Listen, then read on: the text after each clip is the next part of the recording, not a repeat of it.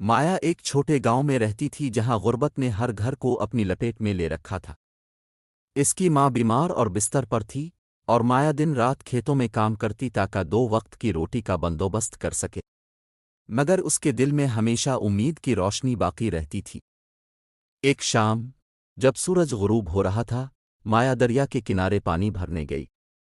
اچانک اس کی نظر ایک چمکتے ہوئے شیشے کے پھول پر پڑی جو پانی کے قریب زمین پر رکھا ہوا تھا۔ مایا نے پھول کو ہاتھ میں اٹھایا تو ایک نرم روشنی چاروں طرف پھیل گئی، اور ایک حسین پری اس کے سامنے ظاہر ہوئی۔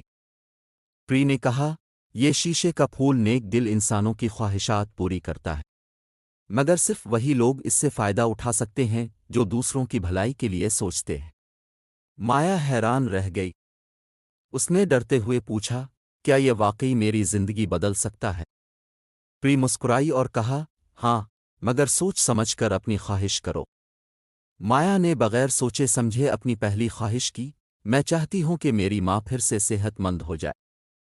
پری نے پھول کو چھوا، اور ایک روشنی کا دھماکہ ہوا۔ مایا جب گھر پہنچی تو اس نے دیکھا کہ اس کی ماں بستر سے اٹھ کر مسکرا رہی ہے۔ مایا نے دیکھا کہ اس کے گاؤں کے لوگ بھی اسی غربت کا شکار ہیں جس میں وہ خود زندگی گزارتی تھی۔ اس نے پری کو دوبارہ بلایا اور کہا، میں چاہتی ہوں کہ میرے گاؤں کے لوگ بھوکے نہ رہیں اور سب کے پاس روزگار ہو۔ پری نے مسکرا کر پھول کو چھوا، اور اگلی صبح گاؤں میں زرخیز زمین، پانی کے چشمے اور خوشحالی کا ماحول چھا گیا۔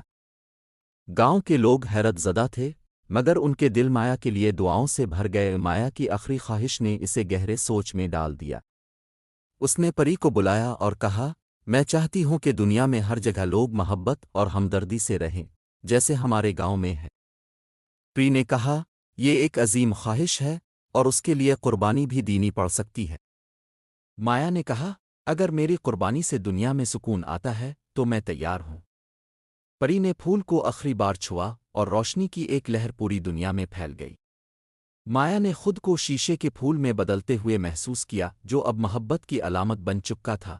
مایا کا گاؤں خوشحال تھا، اور اس کی قربانی نے دنیا کو محبت اور ہمدردی کا پیغام دیا۔